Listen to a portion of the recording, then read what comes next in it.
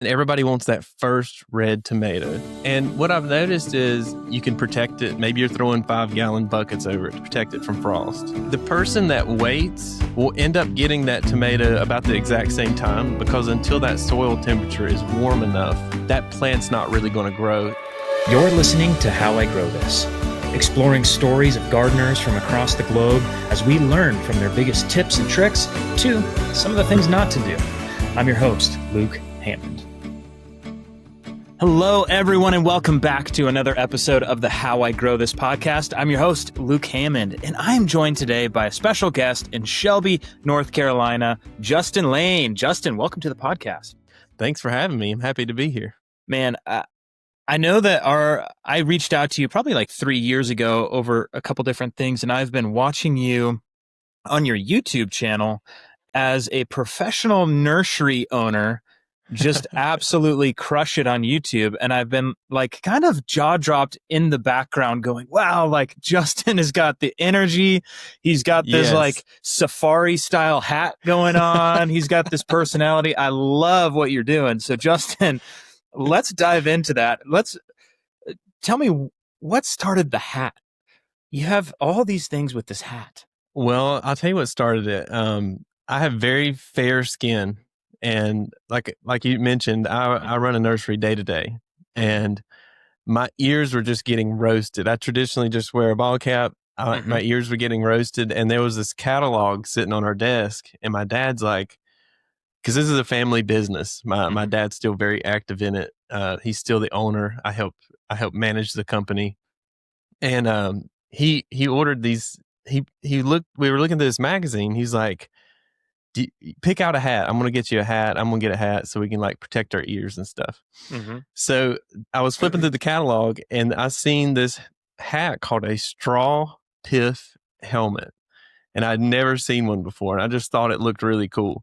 And it's real light and airy, but yet it protects your ears. And so in summertime here in Shelby, you know, it's brutal. The temperatures are in the 90s. It's humid. So I needed something light, but protective. And I ordered it, and I think I did my first video with it after like the 5th video.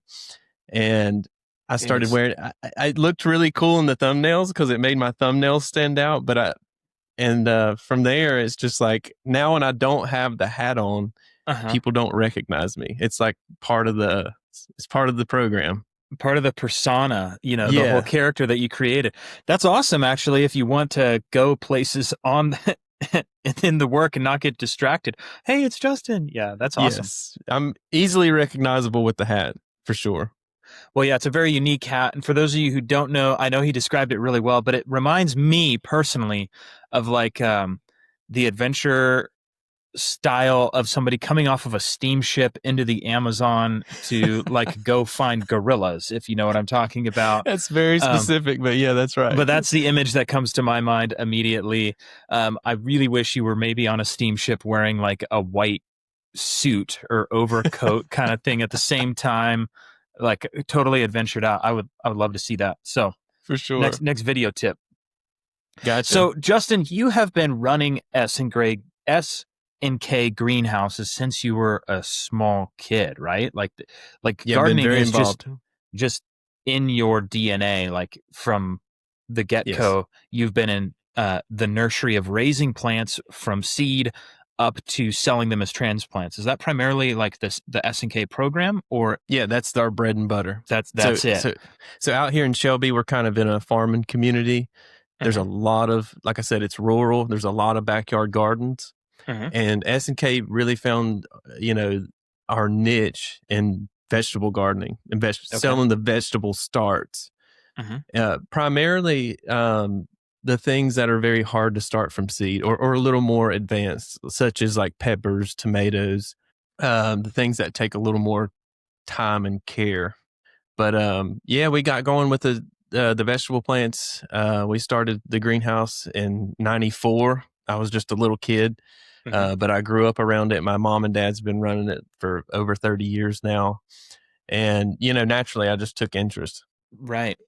So you're in North Carolina. What are some of the main challenges you face? In the How I Grow This podcast, we always go deep into context to really kind of help draw people in to understand the growing differences that may take place. So if you give a tip down the road, they still have that context to know, well, I'm actually in Southern Arizona. I'm not going to start Mhm. my seeds in the exact same time.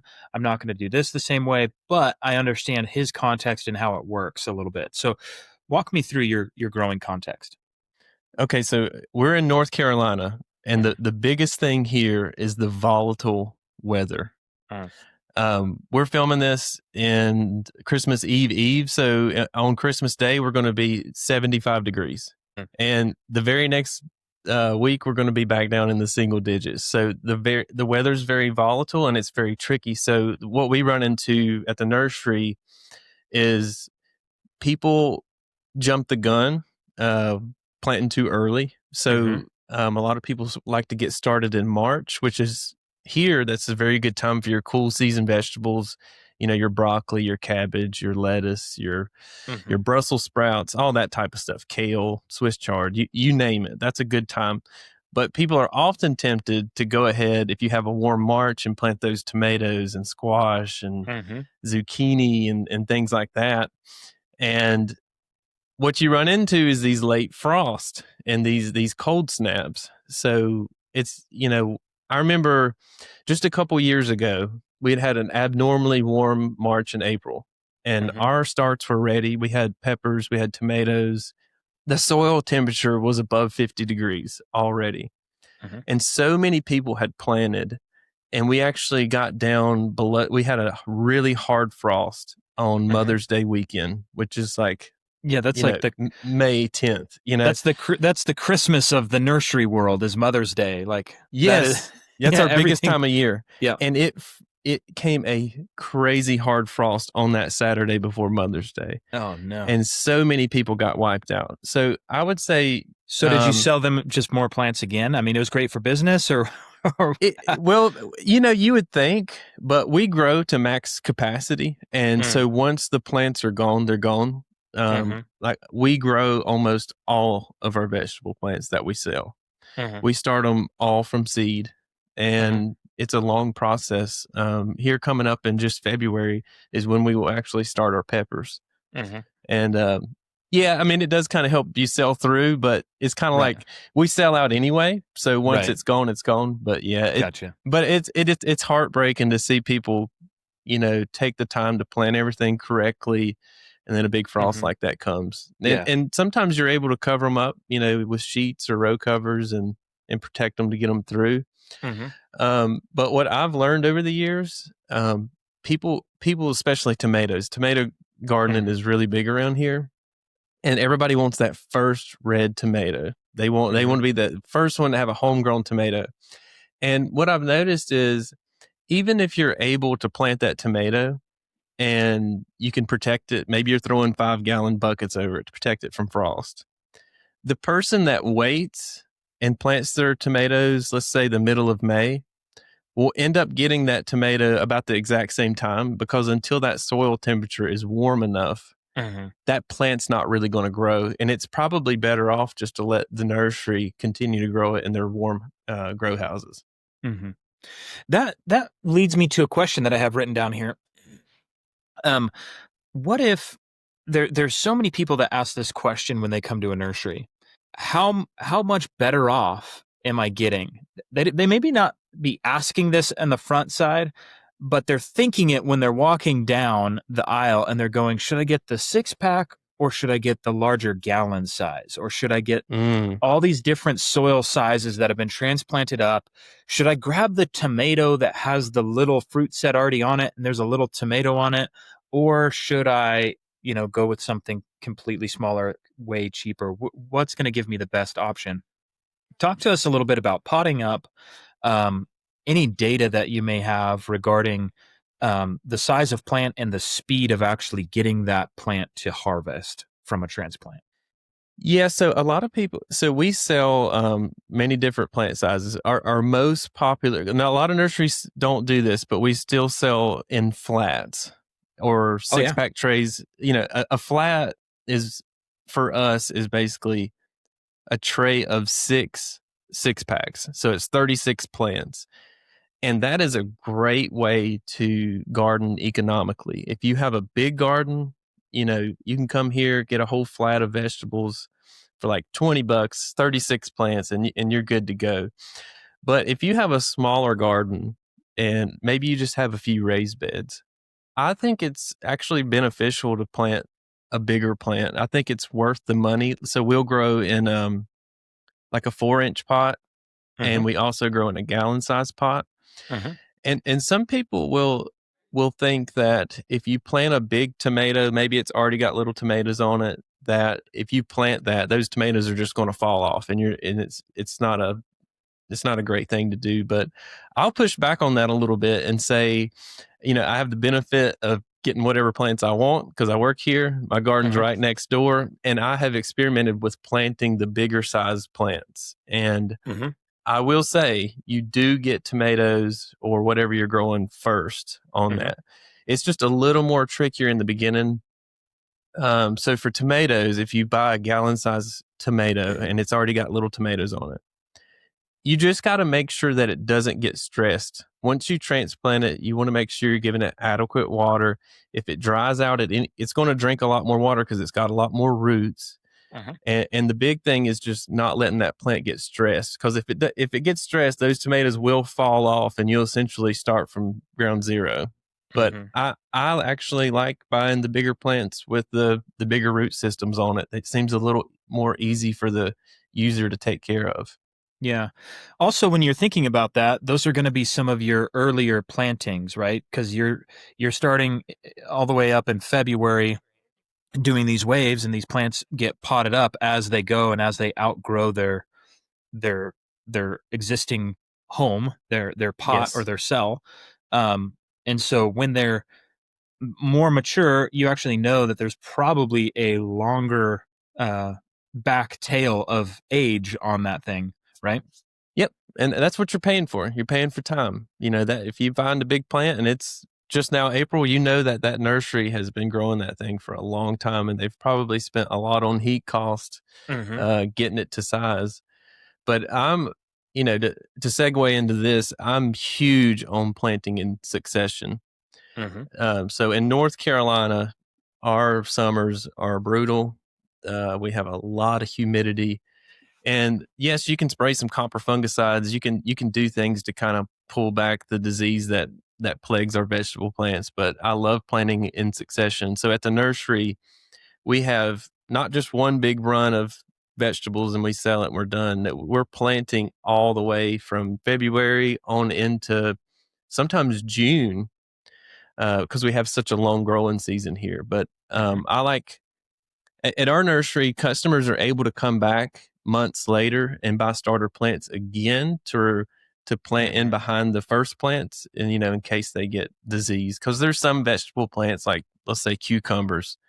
I don't hardly care what you do, like blight's going to get them eventually, at least Mm-hmm. here in North Carolina. Mm-hmm.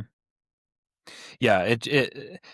What do you think it is about the younger plants that helps them fight off disease a little bit That better? there is some truth to that. A younger plant is um, much more able to fight off disease than a more mature plant. The older your plant gets, the more it's susceptible to disease, and it's especially true with cucumbers. It's especially true with squash, zucchini. Mm-hmm. Some gardeners around here are able to get their tomatoes to go up until frost, but that's pretty rare.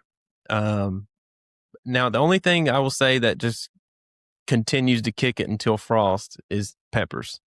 They're Mm-hmm. highly resistant to disease. But back to your question, yeah, a young plant. I'm not sure the technical reason why, but it is able to fight off the disease a lot better. Right. And so if you start adding up the cost of an organic fungicide application or uh, any other means of working against trying to keep these plants alive versus just the cost of putting something young in and just continually harvesting and continually planting, Yes, it way outweighs uh I mean it's night and day of what's the easier and cheaper route to go, right? 100%. seeds are cheap, and I encourage people, if they're up for the challenge, like certain things are just very easy to plant from seed. Like you don't have to go to the nursery and buy the starter plant unless you Mm-hmm. just want to. But things like cucumbers, Yep. squash, zucchini, yeah, just punch a seed into the ground. Don't be scared to pull up those old plants that are starting to fade out. Don't try to keep them alive and spend so much time and effort spraying and there's watering tips to help. Like you don't want to water on top of the foliage. You want to water down at the base. That will help, extend the season. But just don't be scared. Once you start seeing your peppers or your cucumbers rather, start fizzling out, you start seeing those leaves char up and the Mm-hmm. production starts slowing down. Don't be scared to rip that out and plant right behind it. And there Yeah. and there's certain seeds, like, that always look on the back of the packet of the seed and see how many days to harvest. Mm-hmm. And some of these, green beans, you can grow a run of green beans in 55, 60 days. Mm-hmm. So for example, I plant green beans all the way into September in Mm-hmm. succession from Mm-hmm. seed. And where I'm at, we don't usually get a frost until mid-November. So I'm picking green beans almost up until Thanksgiving. Right. Right. Fresh green beans for your green bean casserole for Thanksgiving. That's perfect. Exactly. It's perfect. Exactly. I think I want to talk a little bit about the systems for punching seeds. And I know you have scaled up. I'm sure it's not just you with a little handful of seeds doing 10,000 plants an hour or whatever. Um, but I want to specifically talk about the growing medium that you have chosen to go with as a commercial greenhouse, that your livelihood depends on the quality of the transplants. Are you mixing your own growing medium? What does that medium look like? Walk me through it all the way down to the nitty gritty. This is a big deal. For a Mm-hmm. nursery, your soil medium it makes or break you. I mean, we have switched soil companies probably a dozen times over the year, Mm-hmm. and it's very nuanced. Mm-hmm. So almost every nursery use a different medium because certain mediums hold more water than others. Certain mediums drain really fast, which allows you to water more, which allows you to put more fertilizer into the plant to grow it faster. And I bet if you interviewed 10 other nurseries, they'd probably give you 10 other, because the thing is, a lot of it's to do with your watering habits. So is everything on a fancy boom water that's automatic, or do you have employees hand watering? And all these things is what you want to take into account, because there's a nursery right up the road, for example, and their soil medium is very light and fluffy. There's extra sphagnum moss in there and perlite because their staff has heavy hands when it comes to watering, Mm. and too much water when the plants are young is obviously going to rot them. So there's just different soil mixes out there. We use a classic pine bark, perlite, sphagnum moss mix that's very light and fluffy. For the last few years, we've used a product called Sun Grow. Mm-hmm. It's we don't mix it ourselves. It's already mixed up, and it's just a really light and fluffy mix so that we can water heavy without rotting the plants. But we've switched back and forth between soil brands Mm-hmm. many, many times. Mm-hmm. Now, some nurseries and some, small farms are going to try to have a growing medium that is very, again, what you're spending your money on is often the nutrients within that profile. Mm-hmm. And so you can have a fairly sterile starting growing medium because there's enough energy in the seed. But once it's how far are we taking that plant up until we're going to be adding fertility to that. What is your guys' strategy there? Do you guys um, put all of your fertility in the water and inject it through? Is it completely pH balanced water? Yes. What's kind of your system there? Yeah, we use injectors. Hmm. We use fertilizer injectors, and it's coming through our water for Hmm. most of what we do. There's certain vegetables that just need a lot more food than people realize. Mm-hmm. Let's take broccoli, for example. Mm-hmm. Very, very nitrogen rich water is Mm-hmm. basically what we're feeding them. Yeah, that's super important. And for a nursery, where you're trying to produce and that's your livelihood, you've got to get these vegetables growing.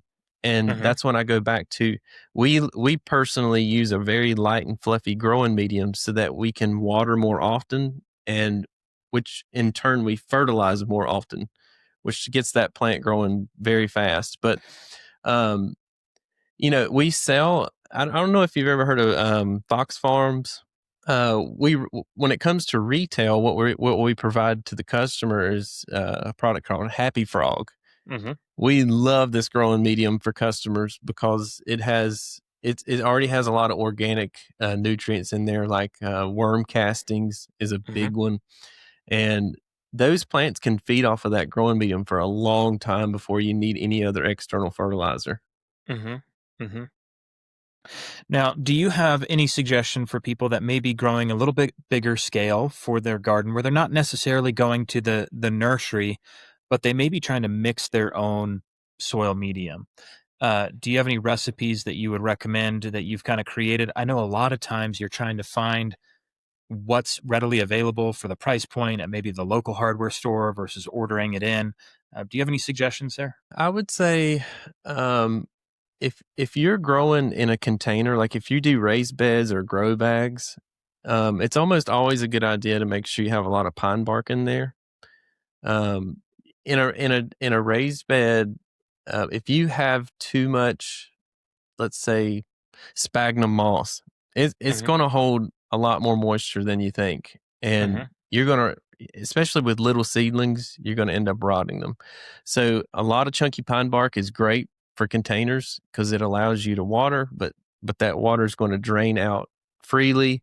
Mm-hmm. Vegetable plants love water; they just don't want to sit in water. Mm-hmm. And pine bark's one of those really important ingredients, I think. But Hmm. you know, I at home, something I run into a lot, and I didn't realize this. A lot of people will just add compost to their beds every year. And compost is really great. It feels nice and moist and juicy in that bag and squishy. And as soon as you pour it out into your raised bed or your garden, as soon as that sun hits it and dries it out, you realize that compost doesn't really hold that much water. And you end up watering a lot. So if you find yourself in that situation where your compost is just crumbly, it's like nothing's holding water, you're having to water too often, that's when you want to add in something, even even sometimes to keep it very basic, just an all-purpose potting soil will do a good job at helping you add Hmm. water. So sometimes, like in my own garden, I'll add this product. We love this product. It's called Stout Ollie, and it's a Hmm. compost mix that has it's a plant compost, cow manure, and a fish compost all in Hmm. one bag. And it's great. It's very nutrient rich, but it dries out really fast. The first time it ever dries out, it's like you can't keep it wet. And to just keep it very basic, adding a potting soil that has some sphagnum moss or perlite in it would do a really good job of balancing that out and holding extra moisture. Hmm. Hmm. That's interesting. From your let's go back to your growing context, North Carolina. You're growing a lot undercover and you have a lot of weather patterns, particularly some of the weather. You guys have a lot of rain, right?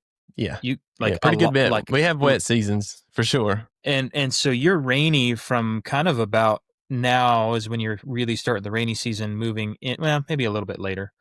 Um, all the way up through June. Is that kind of your main rainy season, and then you're drier from July through October, November?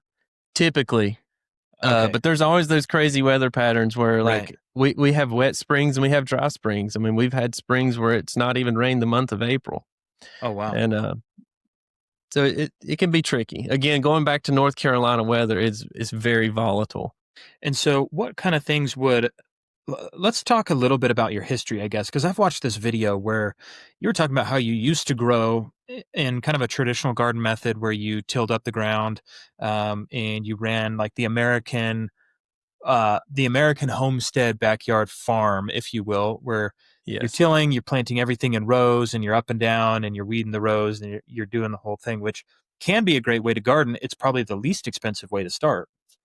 It, But then something happened for you that you chose for your garden to completely change. Walk us through that story.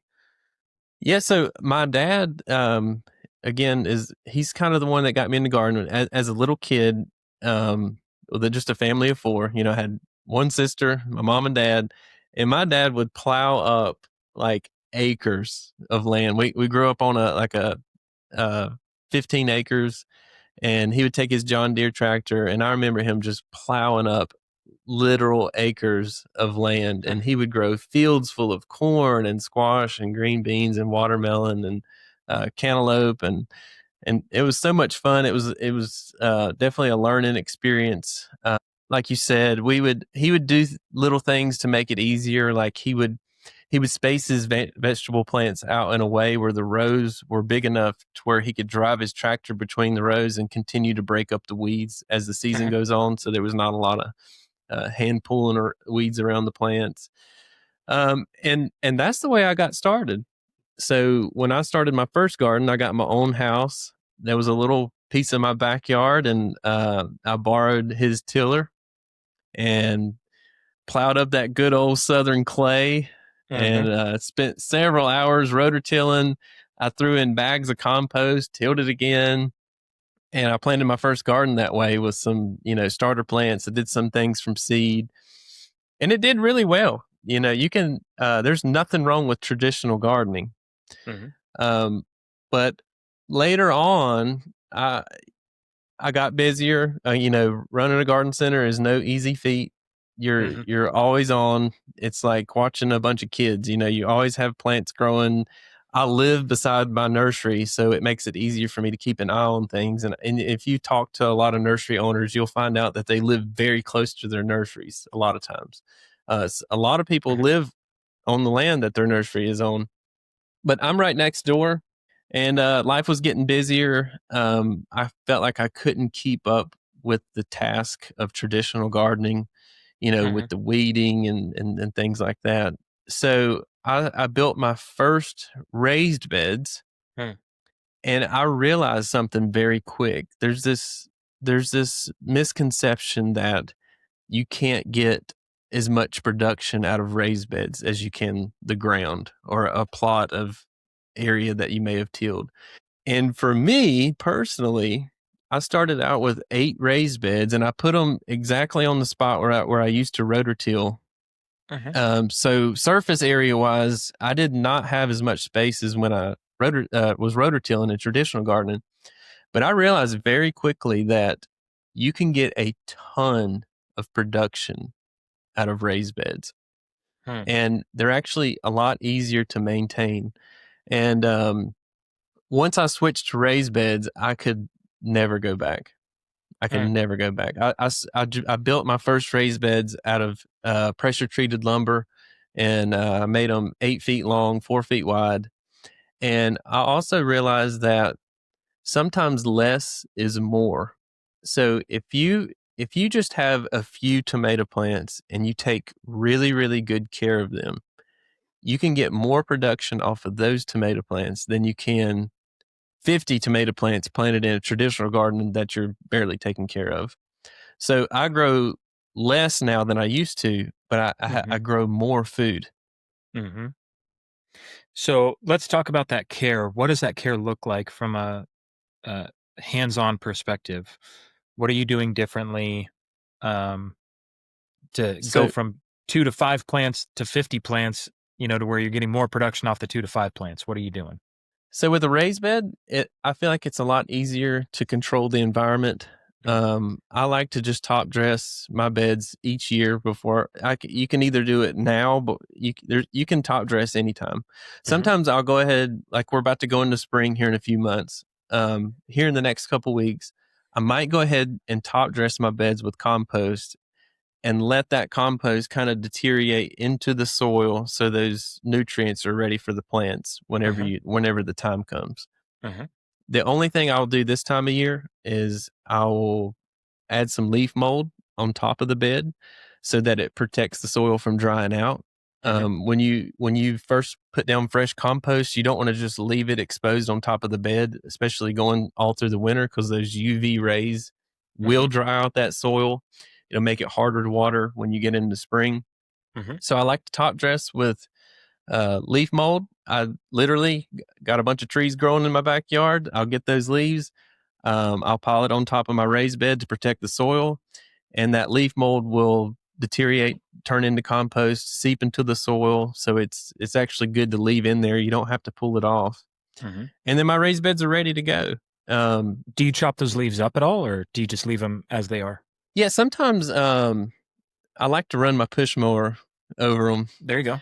and chop them up real fine. That'll help them break down faster. And then I Mm-hmm. scoop them up into a big trash can, and then I dump them out on top of my raised beds, spread it out. That'll kind of suppress any weeds too. Mm-hmm. And then by the time spring rolls around, those beds are prepped and ready to go. And your soil will get a little bit warmer faster in raised beds, faster Mm-hmm. than the ground temperature. So that allows you to start planting a little bit earlier. But again, you have to be watchful, because if a good hard frost comes, you got to be ready to cover. Mm-hmm. And a good old bed sheet, I found, is the best way. Unless you got a lot of area to cover, then you might want a big row cover. But if you just got a few beds, you can Mm-hmm. throw out some bed sheets, and you're usually good to go, unless you get down into the real cold temperatures. Gotcha. Is there any specific like thread count that you're using of a bed sheet, or are you just finding whatever you have that you're Nope, okay sacrificing to the garden? your main goal is just to keep the frost off of those plants. Mhm. Now, a lot of farmers around here, they grow a lot of stuff. They can't cover it all, and I have found that if you have a hard frost, if you have some stuff planted and you have a hard frost, you can get up real early that morning and wash it off with a hose.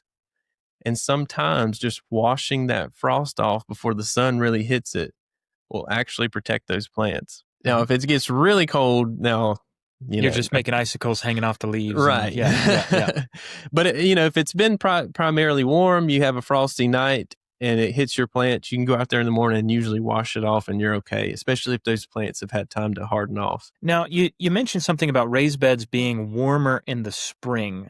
Do they Mhm. cool down quicker in the fall? Yes. The ground is a little more insulated. It takes a little while for it to warm up. It takes longer for it to warm up, but it also takes longer for it to cool back off. Uh-huh. Your raised beds are above ground, so they're more exposed to the elements, so they fluctuate faster.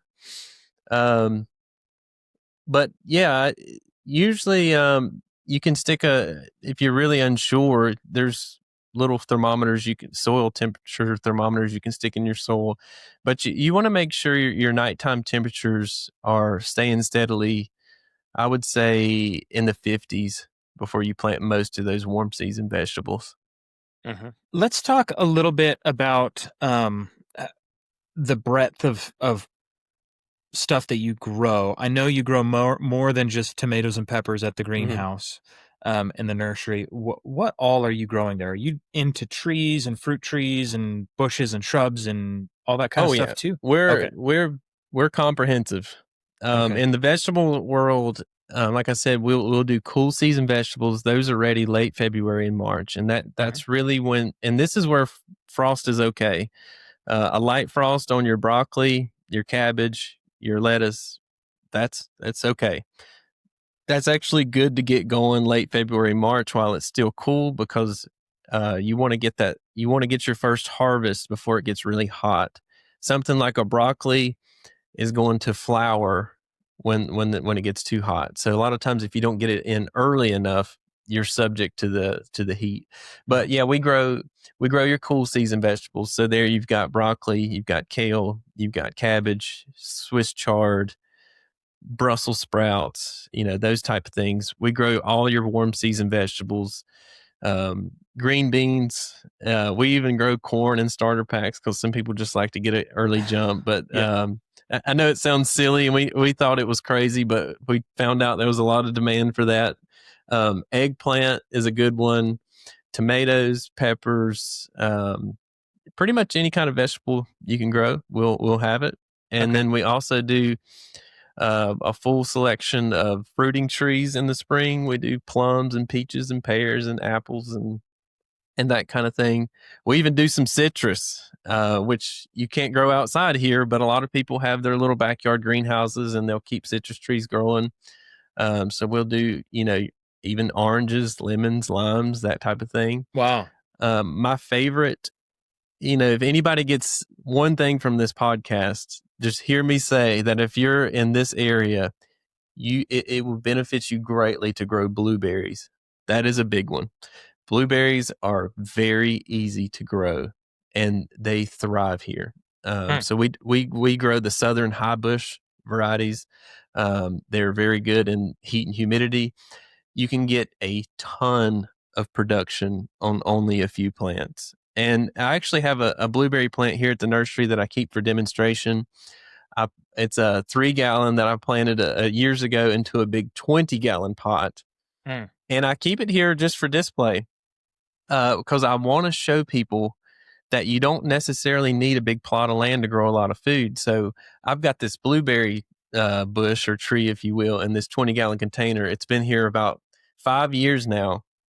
And I believe last year we picked, I want to say 3 or 4 gallons of blueberries off of this one plant. Wow. So blueberries are very expensive in the grocery store. That's one I would recommend people planting in a container or the ground.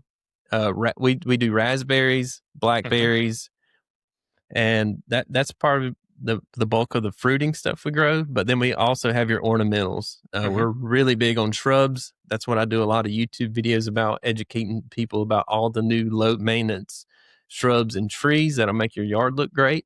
Mm-hmm. We found a very big niche in conifers, Mm. and those I'm very passionate about. I'm equally as passionate about conifers as I am anything else in the gardening Mm-hmm. world, because that is that's a category that's special to me because they're low maintenance and they make your yard really stand out. So we have a big conifer lover community, a lot of shoppers for conifers.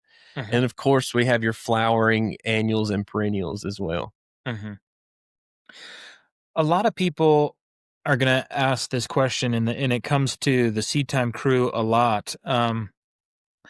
What's a better tree to plant, or what's a better investment in regards to fruit trees? Should I be trying to spend more money on older trees initially to plant these huge, um, 15, 20-gallon fruit trees, or should I just order bare root stock that's maybe grafted on the right root stock and just put the bare root trees in that are quite small? Do you have any experience with customers that have maybe tried both, or what are you seeing over there? My suggestion is to not think you have to buy this huge tree to get apples anytime soon. My favorite size of fruiting tree is something around a 5 or 7 gallon, something that's Hmm. already 5 or 6 feet tall. It's going to have a great root system on it. It's going to be easy for the user to plant. You're not going to have to go rent a backhoe to Hmm. plant this thing.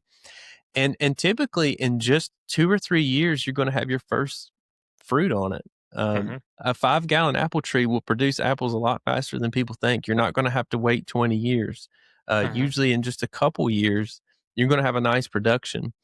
Um, the one tip I'll give about apple trees, peaches, plums, all that sorts of things is to make sure your top prune the tops out, especially early on, and that will force lateral growth and make it a lot easier to reach your fruit. And a lot of people are scared to do that. I've realized people think they're going to kill their plants Hmm. if they top them out. But get you a nice 5 gallon fruit tree. Don't do much to it the first year. Let it get going. Let it get some roots in the ground. And then the following year, after it's done fruiting, top it out, get it back closer to eye level, and let it spread laterally. Hmm. That would be my suggestion. What are your suggestions on pruning tools? If you're doing a significant amount of pruning, uh, all different pruners are not equal. Um, No, no, they're not. There's, not even a little bit. you got your loppers, you got your pruning snips. I personally have a pair of Felco pruners. I believe it's the F9. Those are really good quality, Swiss made pruners. I love to use those. I guess it depends on what you're pruning, though. I have harvest and snips that I'll do for my less woody, you know, um, like for tomatoes and stuff like that. They're a little bit lighter, Mm-hmm. but I just use a good old pair. I think they're Felco F9s, and they just do a really good job of cutting those woody ornamentals. But if you have something that's a lot more mature, then you're probably going to need to get you a pair of loppers. Mm-hmm. What do you suggest on the lopper side of things? Um, it just depends, like on the caliper of the branches you're cutting. But I don't know why I'm going back to Felco. I'm just a big Felco fan, Yeah. but uh, there's I can't remember the model name, but there's a pair of Felco loppers that are pretty light, and mine are like, I don't know, 3 foot long, Okay.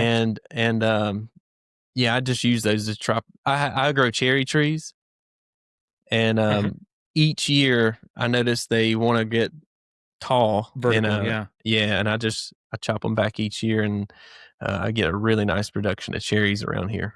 Now, there's a lot of talk around winter pruning, um, Mm-hmm. and there's a lot less talk around summer pruning Mm-hmm. because most people have been trained that you don't want to prune in the summer. Um, can you talk a little bit about pruning techniques of the kinds of cuts that you're doing in the winter versus the kinds of cuts that you may be trying to do in the summer to help production? Yeah, I'm mostly prune in the winter, and I Hmm. love the month of February. That is your prime pruning time, whether it be, apple trees or just most fruit trees in general. Your ornamentals, I love pruning. A lot of people grow hydrangeas. That is a good time to prune your hydrangeas. Butterfly bushes, that's a big one you want to prune in February. And Hmm. I'm usually I pick a spot down. It depends on what plant I'm pruning, but I like to plant right below a set of leaf nodes. Like in the wintertime, you won't see any leaves, but you'll see all the nodes that are budding up for the previous season. I usually pick where there's a set of nodes, and I'll prune right below that. Hmm. And I'll do most of my pruning in the winter. When it comes to ornamentals, there's a lot that you want to prune in late spring after they bloom, because if you prune them in the winter, you're going to be cutting off your blooms. So going back to ornamentals, there's a lot of ornamentals such as loropetalums that are real popular around here, hydrangeas that bloom on old wood. Hmm. And if you cut that old wood off in the winter, you're not going to have blooms in the spring. So you want to know what you're pruning. Hmm. Certain things like to be pruned after they bloom, and certain things like to when you have blooms on. Or if going back to ornamentals, if you have something that blooms on new wood, then you're okay to prune in February, which is Right. primarily when I like to do it. Makes sense. Makes a lot of sense. Um, let's talk a little bit about let's jump back into the home garden and somebody that's starting out. And I want to make sure that there's as much clarity as we can around this. And let's just say they're trying to find a location in which they're going to garden. What are some of the key factors that you would highly recommend? And then let's just say if they've gone down the path, they've chosen to lean towards a raised bed. Um, let's talk about bed placement and just what that could look like decision wise in creating Yeah, your this garden is space. this is very important. Um, you want to plant, first of all, almost all vegetables are going to need some sunlight, and not just filtered light. They're going to need some direct sun. So I always try to find spots where you can get at least 6 hours of sun, direct sun with no filter, like right on the bed. And if you have a small, maybe you live in a small plot of land, and you're putting your raised beds near your house, usually a good side of the house is going to be the south side. That's going to be the side of the house that gets sun all day. And that's okay. what I like even better where we're at here in North Mhm. Carolina is we have very, very harsh evening sun. Mm. And if you can find a situation in your yard where it gets sun the first half of the day up to 3/4 of the day, but the evening sun is shaded, that's where you're going to be golden. And honestly, I just got lucky with my yard. I have a spot that gets all morning sun all the way up until about 3 o'clock, and then the sun sets down behind these Mm. pine trees, and I have evening shade. So it's not only great for the plants because they're not stressed out. It's good on the person because I can I can work out in my garden in the dead of summer and say 5 o'clock in the afternoon and I'm in the shade. So it's just Right. as important for the person as it is the plants. But don't plant it in a shady spot is the main thing. Hmm. Gotcha. Now, a lot of people have questions regarding pollination and raised beds and how far apart they can put their raised beds for what they're going to grow in them and their kind of Mhm. overall goals. Um, and people see all these YouTube gardens where it's basically like 8 raised beds all in a line or this Uh-huh. like garden space. Can people scatter them out? Do they need pollination from putting them close together? How far is too far apart if you're trying to have pollination, put them close together? What plants need to be pollinated in that way? Um, or is that even an issue at all? People ask this question all the time. It's generally speaking, it's not an issue. Uh People will probably push back on this, but um most plant like let's take a tomato plant. That is self-pollinating. So if you want to pollinate your tomato plant, you can just go out there and give it a shake and the pollen will drop into the male portion of the plant down to the female and it'll pollinate. Sometimes people worry about planting different types of plants together because they might mutate, and that is a real thing. I have planted jalapenos and cayenne peppers really close together, and I had some kind of mutation before. Hmm. Um, So was it it like spicier, less it spicy? was Like just, it's actually really good. I didn't yeah. mind it, and I thought it was cool. But what it produced was definitely a hybrid between a type of jalapeno and cayenne. That does happen, but not often. I do not get hung up on pollination. Now I'm big on getting pollinators to the garden. That's the number one issue. Some plants can self-pollinate like tomatoes. Some cucumbers are self-pollinating, but other plants, some varieties of cucumbers, squash and zucchinis, the big one, you've got to drive the pollinators to your garden. And a lot of people that are really solely focused on vegetable gardening and don't know anything about flowers, they're like, "Oh no, I'm not planting flowers in my garden." A lot of times on our YouTube channel, we'll go to this guy. His name's Bruce, and he plants tons of flowers in his garden, not just for the pollinators, just because it looks good. And people think that's kind of odd, but it's so important. Bruce has no pollination issues ever, and I don't either because I'll plant things like bee balm or coneflowers. There's a lot of perennials out there that are great for driving in the pollinators. Mhm. And if you don't have pollination with, let's say, a zucchini or a squash, I'm sure people have experienced this before. You plant a squash plant or a zucchini, and you see it start to fruit, and it grows about 2 inches big, and all of a sudden it rots and falls off. And all that is, it's probably not a calcium issue like people think.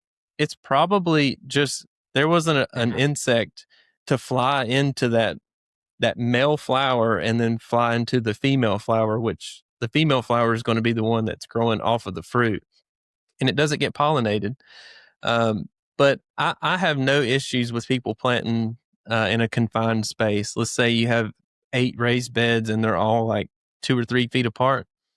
Generally, it's not an issue. The thing I think people should be focused on is driving pollinators to your garden. What are the top 5 to 10 flowers that you would recommend to draw pollinators in? My favorite's bee balm. Okay. That's not my if There's it also the botanical name for that is Monarda. Some people call it Monarda. Some people call it bee balm. It is outstanding for attracting pollinators. There's not a day that goes by in the spring that if we're selling bee balm or Monarda, there's not a bee flying over it. It's just it works like magic. You can grow that in a container around your garden. You don't even have to put it into the ground, and it comes back reliably each year, and it blooms when you need it to. It's going to be blooming during the time where you really need, and it reblooms, but it's really going to drive the pollinators in there. I also like coneflower. Another name is echinacea, but echinacea and coneflowers are very durable, especially here in the South where we get really hot. They love the heat and humidity. The hotter it gets, the better they end up doing. And again, they're going to be blooming at a time where it's very important to drive the pollinators. If you're planting some annuals, I love lantana. That's primarily what I use around the garden. If you want something that's really, really pretty, that's going to bloom from, let's say, end of May all the way to your first frost with very little maintenance, you don't have to fertilize it, and you barely have to keep it watered, lantana is going to be your big one. And you can find that at almost any garden center. Alliums are good. That's from the onion family. They have a nice little ornamental look to it, a little grassy texture, and then these blooms emerge in the summertime. Makes a nice little ball shape. Alliums are good. Alliums are tough. So those are a few good ones. Awesome. Do you recommend companion planting for folks for pest control? Do you have any top companion plants that you like recommending for folks? I know everyone says the marigold, and they see great success with that. Is there anything else besides the marigold that you like companion planting? You know what a good one is that people don't realize is citronella, or citronella is very good at keeping pests away. It's very there's different varieties out there, but you can get some that are nice and compact and they won't overtake your vegetables. So you're talking about the plant, not planting a candle out there, correct? Right. Like, I just want to make sure. I mean, citronella is actually a scented geranium. It's in the geranium family. And but of course, marigolds are great. I love marigolds. I personally love to plant marigolds in between my tomatoes. But I also, if you're in a tight space and you don't have a lot of raised beds, it's shocking what you can grow underneath taller plants, such as tomatoes or peppers. There's smaller vegetables that you can grow in the understory of those plants. In the fall, I love to plant Swiss chard or kale under and around my broccoli.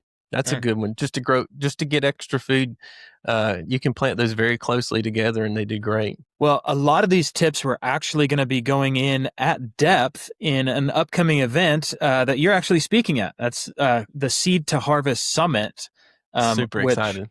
Which it's going to be just an incredible event. If you haven't registered for that event, make sure you do so. Go to the link below. You don't want to miss it. That is a live event that is taking place February 1st through the 5th. And Justin, you're speaking in that event, I think day 1 at noon. Is that right? Yes, that's right. I'm going to be speaking on soil and water, and we're going to be going into a lot more depth in that discussion. Awesome. On specifically growing in raised beds. And you've actually started a company trying to come at this problem for folks to really engage an easy to assemble raised bed. And I don't want to like put the reveal out there too soon because it's so cool. I think you guys are like a year into this project, right? Well, into selling them, you're like 2 years into development, right? Yeah, we this would be our third spring into selling them. Oh, okay. This would be our 4th year, and I'd say our 5th year in developing the product. We actually spent 2 years developing this product before it released. And we think that this solves a really big problem. Cool. Well, I'm excited to hear all about it in the Seed to Harvest Summit. That's just a little teaser right there. Yes. And I'm gonna do a quick lightning round with you. number one, how do you get the really cool like South Carolina accent? Did you like how does that come about? Do you have to be raised there? Like, I think you have to be raised there. I don't think this is something you can fake. This is man, just natural. that's just raw. With that, is there a specific way that you take your biscuits? Because every Oof. person I know from North Carolina is like a biscuit person. If you don't like biscuits and you're from here, I just don't see how you could be. We love our Bojangles. I mean, let me tell you, the more a biscuit's only done properly if you can see that thing just melting through the packaging. That bag needs to be soggy for it to truly be a biscuit. Awesome. Now, what would you rather grow, a vegetable or an ornamental? If you could Wow. only do one for the rest of your life. Oh my gosh, this is tough. But I'm gonna go vegetable. Okay. If you could only grow fruits or vegetables, which would you grow? Vegetables. Over fruits. That would eliminate tomato. That would eliminate all the others, Um, making it really hard. yeah, you're right. You're right. Tomatoes are a fruit, and that is not my. I might have to backtrack on that one. Okay. I might go fruits. What's easier to grow, a sweet potato or a regular potato? Sweet potato, and we don't have time, but I had the best sweet potato harvest I've ever had this year, and it was amazing. And I'm gonna tell you, if you've never grown sweet potatoes, that is something you need to do. I had a groundhog destroy my plants midsummer, ate the tops out of every one of my plants, and I got rid of the groundhog in a very humane way. I just caught it and released it. My sweet potatoes grew back, and I had the best harvest of sweet potatoes. I actually harvested 3 bushels out of an 8x4 raised bed. Sweet potatoes all the way. Man, that's awesome. What is your favorite variety of tomato to grow and eat for a slicing tomato? I'm going to go with Cherokee Purple. I love heirloom varieties. Ooh, throwing in the tougher to grow to the eating section. Mm-hmm. Definitely doesn't have the disease resistance there for humid environments, but no, but I grow mostly for taste. You can buy tomatoes in the grocery store if you want to buy a bunch of them, but I love to just, even if it only makes a few tomatoes, those tomatoes are so worth it to me. Awesome. What would you rather have, a hot pepper or a sweet pepper? Hot pepper. I love hot peppers, and my favorite being cayenne. I tend to eat one with every meal, just raw, just whatever I'm eating. I can throw a cayenne with it, and it makes it so much better. And the last lightning round question, have you ever grown cover crops just for the sake of cover crops in a raised bed through the winter? Yes. I do that each year to extend the life out of certain plants. But a good one that will go through the winter, I know it's kind of off topic, but people need to know that kale is one of the toughest vegetables you can grow through the winter and not need a row cover. I actually have kale growing now, and we've had temperatures down in the teens already, and they never skip a beat, and they just keep going. Man, that is awesome. Awesome. Justin, thank you so much for your time today. Thank you for being willing to teach people at the Seed to Harvest Summit. I know it's going to be a good one. And thank you, Grow Right, which is the little catchphrase right there. Grow Right Garden is one of the sponsors for the summit. So make sure you check out Grow Right Garden leading up to the summit. They have a special offer for that summit. And make sure you're signed up. There's going to be incredible amount of learning going on for the Seed to Harvest Summit 2026, February 1st through the 5th. There's one session on the 1st in the evening, and then there's going to be, I think, 5 sessions a day for Monday, Tuesday, Wednesday, and Thursday. So it's just absolutely loaded with top-notch content, speakers, sponsors. You're going to get a lot of details and a lot of value, and I know that you're not going to want to miss it. So we hope you're enjoying these podcast episodes of the How I Grow This podcast. Make sure you give us a like or a thumbs up or a rating or a review out there so that we can push this forward to the best of our ability to help people grow from wherever they're starting off to whatever their goals are. We hope to stretch people and to maybe inspire and teach and learn some things along the way as well. Justin, again, thank you for your time today. Thank you. Awesome having you. Looking forward to this February. Man, thanks for staying tuned all the way to the end. We're so excited that you're here, and that probably means that you enjoyed what you heard. You found some value in it. If you could, go and share this with somebody that you know that really helps push it forward in the algorithm. Hit a like, a subscribe, hit a review. It makes all the difference for us. Thank you for listening to the How I Grow This podcast, and we are dedicated to bringing more of these stories to you to help you grow at the next level. We'll see you.